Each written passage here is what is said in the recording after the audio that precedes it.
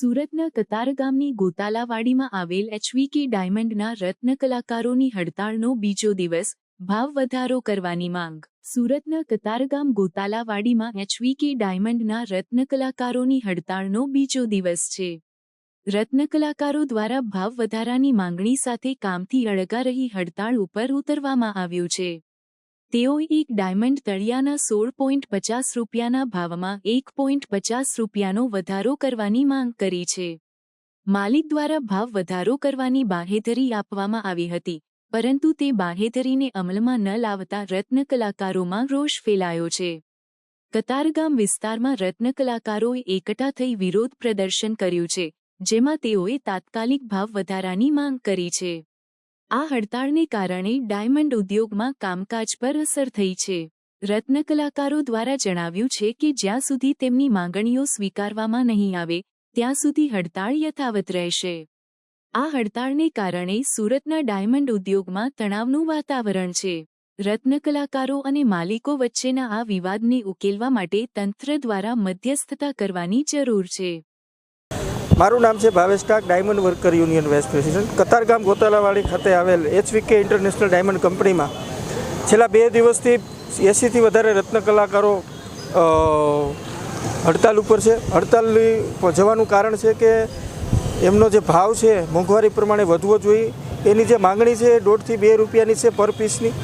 તો આ માંગણી તાત્કાલિક ઉકેલ આવે. કાલે અમે માલિકો સાથે સંવાદ કર્યો હતો, પરંતુ કોઈ નિરાકરણ આવ્યું નથી. આજે લેબર ડિપાર્ટમેન્ટ પણ એની મુલાકાત લેવાના છે. તો હું આ બાબતે સરકારનું પણ ધ્યાન દોરવા માગું છું કે લેબર કાયદાનું પાલન ચુસ્તપણે તો કરવું નથી.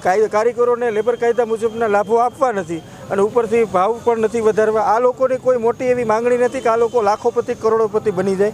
આ લોકોની ખાલી એટલી જ માંગણી છે કે 1 થી 2 રૂપિયા વધારવામાં આવે, અને એ છેલ્લા 8-10 વર્ષથી વધ્યો નથી. તો એટલી જ માંગણી સાથે આ લોકો અત્યારે હડતાલ ઉપર ઉતર્યા છે.